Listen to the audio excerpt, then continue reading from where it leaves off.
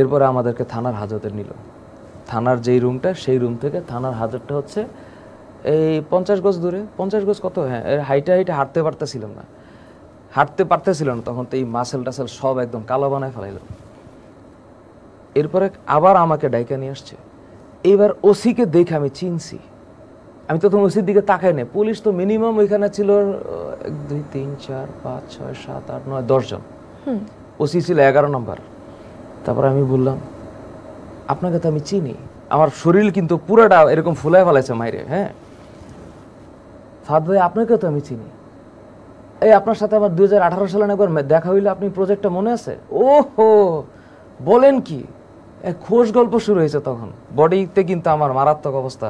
ওই পরিস্থিতিতেই উনি, হ্যাঁ, আমার হাতে কিন্তু হ্যান্ডকাফ। আচ্ছা, এই ওসি, আমি এরকম, ওসি সাহেব আপনাকে তো আমি চিনি, আপনার সাথে আমার কথাও হয়েছে 2018 একটা প্রজেক্টে। আমি তখন ওয়াটার অ্যান্ড লাইফের অপারেশনস ম্যানেজার ছিলাম, 18 সালে চাকরির কথা বলছি। তখন আমি বললাম, আপনি? হ্যাঁ, আরে ফাদ ভাই, আপনার সাথে এই করো, এই ঠান্ডা পানি নিয়ে আসো। কারা যেন একটা বললো, আমাকে একটা ঠান্ডা পানি দিল, মানে বরফের পানির যে ঠান্ডা পানিটা, এইটা লাগায় বসে থাকলাম। আমার চা খাওয়াইছে, চা অফার করলো, আমি চাও খাইলাম। এই ঠিক আমার সামনে আমার অফিসের যে অ্যাসিস্ট্যান্ট, ও সামনে দাঁড়ানো, ওকে প্রচুর জিজ্ঞাসাবাদ করছে। আলহামদুলিল্লাহ, আল্লাহর কাছে অশেষ কৃপা, ওরা আঘাত করে নাই। আমি ওরা চোখ দিয়ে ইশারা দিলাম, মারছে ইশারা। এইখানে 3 জন কিন্তু আরো মানে সিভিল ড্রেসে কিছু পুলিশ বসা ছিল, এগুলো মনে ঊর্ধ্বতন কর্মকর্তা হবে। আমি ওকে ইশারা দিলাম, চোখ দিয়ে, মারছে। ও ইশারা দিল না, একটু শান্তি পাইলাম। হাত ধরে রাখছি আমি হচ্ছে ইয়াতে, ঠান্ডা বোতলটাতে, এই জায়গাটা তো ফুলে গেছিল, এটা ধরে রাখছি, আর এই হাত দিয়ে আমি চা খাচ্ছিলাম। তো চা তো খাইতেই হবে তার সাথে। আমি এরপরে যে আমার ভবিষ্যৎ কি তা তো আমি জানি না। আমি তো মনে করছি যে তখন আমার ফিলিংস হয়েছে, ওসি যখন আমাকে চিনছে আর বাকি ডিসি যখন নাই, আমি মনে হচ্ছে এখন ছাড়া পাবো। হঠাৎ করে এই ফিলিংসটা কাজ করলো। তা বললাম যে, ওসি সাহেব, নামটা বলতেছি না, হ্যাঁ, চিনি সবাইকে, জি, আমাদের ভবিষ্যৎ কি? ফাদ সাহেব, এটা তো আসলে বলতে পারবো না, বুঝছেনই তো, চাকরি করি। এই তখন আমার ফিলিংস এসেছে যে তুমিও যখন এই কথা বলে ফেললা, তার মানে সবাই তাহলে চাকরি করে, তো সবাই তাহলে কার অর্ডার মানতেছে? কাহিনীটা হচ্ছে সিম্পল। উপর থেকে, মানে একদম উপর থেকে বলা হয়েছে, আন্দোলনের সাথে যে ছিল সব থানায় ঢুকাবা।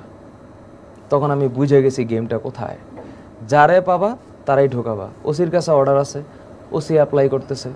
তখনকার সময় ডিসি সবাই ছিল, এরা মারছে। হয়তো এদেরকেও বলা হয়েছে, যত মারবা তত প্রমোশন।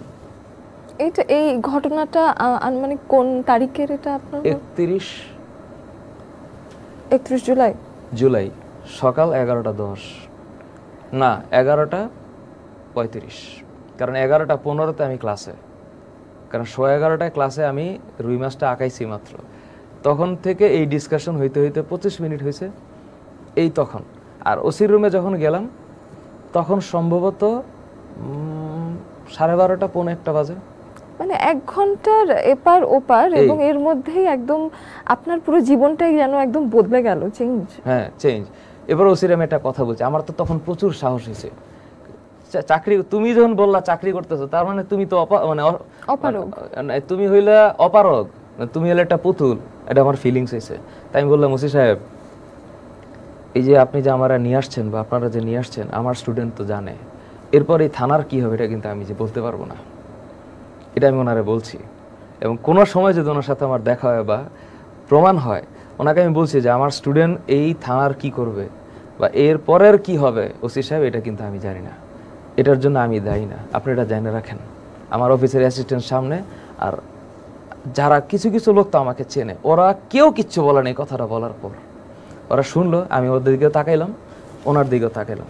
তাই আমি বললাম যে স্টুডেন্ট তো জানছে আমি এখানে, এরপর এই থানার ভবিষ্যৎ কি হবে ওসি সাহেব, এটা কিন্তু আমি শিওর না, আপনি আমাকে কিন্তু দায়ী করতে পারবেন না। আজকে থানায় গেলে দেখবেন পুরা থানার শুধু ইটটা বাকি আছে, কিছু বাকি নেই, মানে সব পোড়ায়। আমার যে রুম, ওই রুমে আমি গেছিলাম দেখতে, আমি ওই রুমেও ঢুকছি, বাইরে থেকেও দেখছি, পুরাটা রুম পোড়া, ভাঙচুর করে পুরা থানার খালি বিল্ডিংটা ভাঙে নাই। তো এই যে অবস্থাটা আজকে হয়েছে, তখন আমার কাছে ফিল হইতেছিল যে এই যে আমি মার খাইতেছি এইটার কোনো না কোনো রেজাল্ট আমি পাবো। আপনি কতদিন আটকা থাকলেন একেবারে কি 7 দিন। আমাদের মানে যেদিন আমাদের বিজয় আসলো সেদিন পর্যন্ত আপনি আটকা? 31 তারিখ থেকে 6 তারিখ। 6 তারিখ। এবং এর মাঝে আপনার পরিবারের উপরেও তো একটা আচার ব্যাপার ছিল, তাই না? তো সেই ঘটনাটাও একটু শুনি, যে আপনার ফোন থেকে আই থিংক আপনার পরিবারের কমিউনিকেশন গুলো পাওয়া যাচ্ছিল। ফ্যামিলি ধরেন আমার মতো একটা মানুষ অন্তত পক্ষে যারা রেসপেক্ট করে আমাকে, আমার ফ্যামিলি তো জানে কি ঝড়টা যাওয়ার কথা বলেন।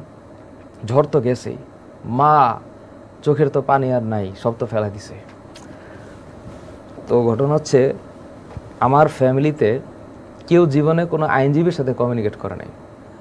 আমার ফ্যামিলির সবাই, আল্লাহ তখনও এটা মনে হয় টেস্ট করতেছিল। আমার ফ্যামিলিতে কিছু লোকজন তৎকালীন সময় পাওয়া গেছে, এবং আল্লাহ এটা কি জানেন, ওই যে দেয় না, দুর্যোগ দেয়, এই দুর্যোগটা দেয় হচ্ছে মানুষের ক্যাপাসিটি বোঝার জন্য। আপনার জীবনে যখন ডিজাস্টার নামবে তখন আপনার আশেপাশের মানুষের ক্যাপাসিটি এবং ওর অ্যাবিলিটি বুঝে ফেলবেন আপনি কত দূর করতে পারে।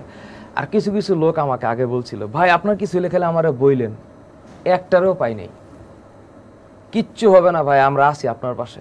এই কথাটা যখন বলে আমার তখন হাসি লাগে, কই আমি তো তোরে পাশেই পেলাম না। তো আমি অবশ্য এটা আবেগের কথা,